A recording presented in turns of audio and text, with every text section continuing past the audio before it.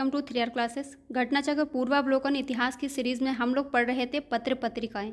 इसको आगे कंटिन्यू करेंगे। क्लास शुरू करने से पहले आपसे एक क्वेश्चन है, लीडर समाचार पत्र किसका था? आप लोग कमेंट बॉक्स में बताइएगा। कल की क्लास में पढ़ाया था, जिसने नहीं देखा है वीडियो प्लीज़ जाकर देख लीजिएगा। अगर चैनल पर पहली बार आए तो प्लीज़ सब्सक्राइब कर लीजिएगा। चलिए शुरू करेंगे। आज का पहला सवाल है, गांधी जी द्वारा शुरू किया गया एक साप्ताहिक पत्र था हरिजन। कल हमने देखा था हरिजन पत्र किसका था? महात्मा गांधी का। इसका पहला अंक 11 फरवरी 1933 को निम्न शहरों में से कहाँ प्रकाशित किया गया था? इसका पहला अंक कहाँ प्रकाशित किया गया था, यही पूछा जा रहा है। तो इसका राइट आंसर हो जाएगा पुणे में, जिसको आज हम लोग पुणे कहते हैं, पहले पूना कहते थे, उसमें ये प्रकाशित हुआ था। हरिजन पत्र किसका है? गांधी जी का। गांधी जी द्वारा शुरू किया गया साप्ताहिक पत्र हरिजन। हरिजन कैसा था? साप्ताहिक था। इसका पहला अंक 11 फरवरी 1933 को पूना, वर्तमान पुणे महाराष्ट्र से प्रकाशित किया गया। इसके प्रकाशन के समय महात्मा गांधी यरवदा जेल पुणे में थे। इसके संपादक R.V. शास्त्री थे। ये भी पूछा जाता है कि हरिजन समाज जो समाचार पत्रिका थी, इसके प्रकाशन के समय गांधी जी किस जेल में थे? तो याद रखिएगा, यरवदा जेल में थे। अगला क्वेश्चन है, मराठी पाक्षिक बहिष्कृत भारत किसने आरंभ किया था? यानी बहिष्कृत भारत किसका समाचार पत्र था? पाक्षिक था, यानी 15 दिन में इसको निकाला जाता था। ये था भीमराव अंबेडकर का। पूछा हुआ सवाल है ये, आरओ में भी पूछा है, पीसीएस में भी पूछा गया है। 20 जुलाई 1924 को भीमराव अंबेडकर ने बम्बई में एक संस्था बहिष्कृत हितकारिणी सभा बनाई, जिसका उद्देश्य अस्पृश्य लोगों की नैतिक और भौतिक उन्नति करना था। सर चिमनलाल हरिलाल सीतलवाड़ इसके पहले अध्यक्ष बनाए गए, जबकि प्रबंध समिति के अध्यक्ष भीमराव अंबेडकर बने। सभा का संकल्प शिक्षित करना, उत्तेजित करना और संगठित करना स्वीकार किया गया। सभा का उद्देश्य सरकार के समक्ष अछूतों की समस्याओं को रखना था।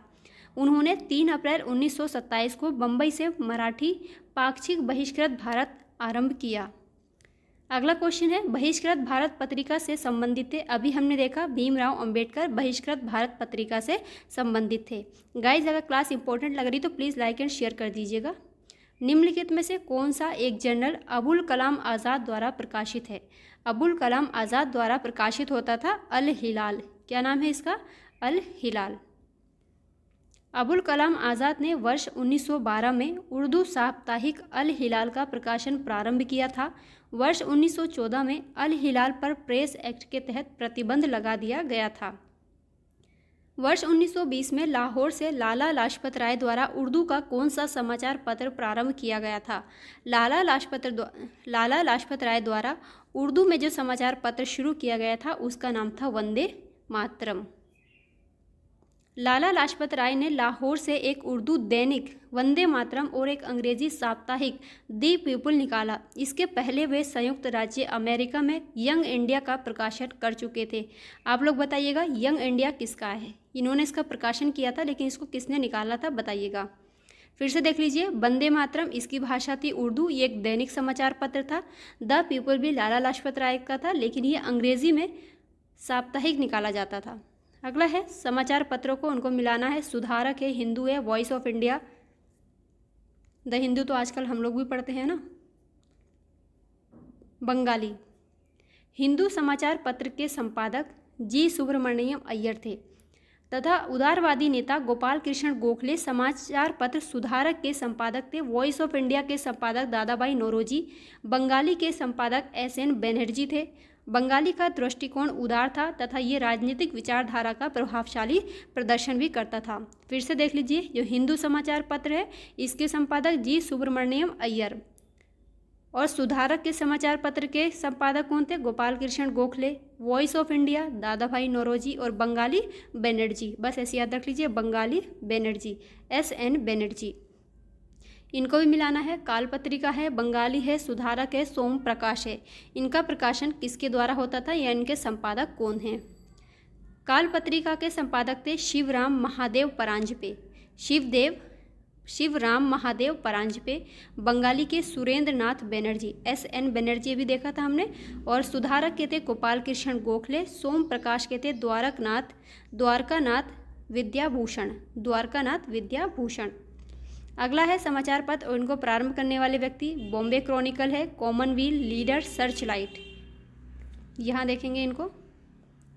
न्यू इंडिया और कॉमनवेल्थ, न्यू इंडिया और कॉमनवेल्थ एनी बेसेंट की थी, जबकि यंग इंडिया महात्मा गांधी की थी।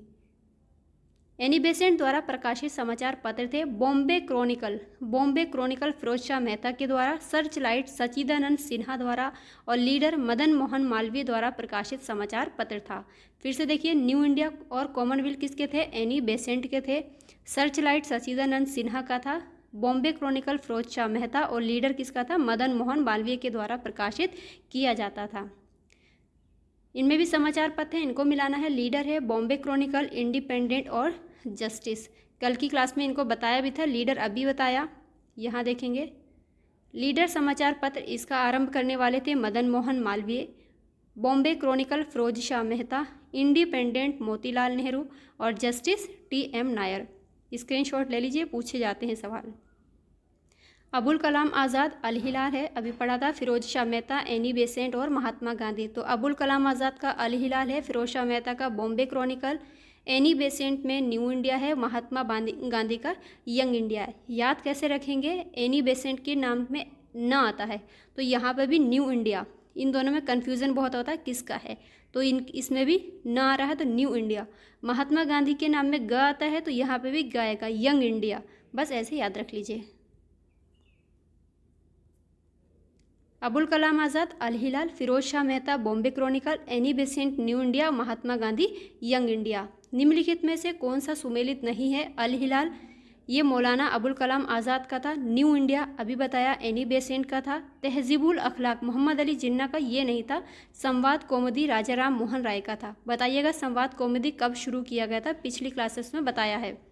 तहजीबुल अखलाक सर सैयद अहमद खां द्वारा उर्दू भाषा में 1871 से 1897 के बीच लिखी गई थी। नीचे स्वाधीनता संग्रामियों तथा उनके द्वारा प्रारंभ समाचार पत्रों के नीचे नाम दिए जा रहे हैं। इनमें से कौन सा जोड़ा गलत है? पहले बात देखिए, यहाँ पर गलत पूछा है। मौलाना आज़ाद का अल हिलाल अभी पढ़ा। केसरी और मराठा लोकमान्य बाल गंगाधर तिलक के थे। नेशनल हेराल्ड ये जवाहरलाल नेहरू का था। और द पायनियर महात्मा गांधी का नहीं था। ये किसका था? द पायनियर समाचार पत्र का प्रारंभ 1865 ईस्वी में इलाहाबाद से जॉर्ज एलन ने किया था। महात्मा गांधी द्वारा प्रारंभ किए गए समाचार पत्र थे इंडियन ओपिनियन, हरिजन, यंग इंडिया और नवजीवन। पूछा जाता है इंडियन ओपिनियन कहाँ शुरू किया था महात्मा गांधी ने? ये दक्षिण अफ्रीका में शुरू किया था। निम्नलिखित में से किस समाचार पत्र पत्रिका से महात्मा गांधी संबंधित नहीं थे? इंडियन ओपिनियन से संबंधित थे, यंग इंडिया से भी थे, नवजीवन से भी थे, जबकि युगांतर से इनका कोई संबंध नहीं था। युगांतर समाचार पत्र का संपादन भूपेंद्र नाथ दत्त तथा बारिंद्र कुमार घोष ने किया था। अभी PCS में भी युगांतर के बारे में पूछा गया था।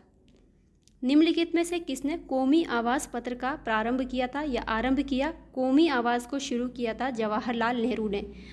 ऐसा पत्र है, इसको देख के आप सोचेंगे किसी ने, मौलाना अबुल कलाम आज़ाद या शौकत अली ने शुरू किया था? नहीं, कौमी आवाज़ को प्रारंभ करने वाले थे जवाहरलाल नेहरू। 1945 में शुरू किया था। कौमी आवाज़ नामक उर्दू अखबार का प्रकाशन वर्ष 1945 में जवाहरलाल नेहरू तथा रफ़ी अहमद किदवई द्वारा लखनऊ से किया गया था और इसके संपादक कौन थे? हयातुल्लाह अंसारी थे। अगला है निम्नलिखित युग्मों में से कौन सा सुमेलित नहीं है? सुमेलित इसमें कौन नहीं है? नवजीवन महात्मा गांधी से है।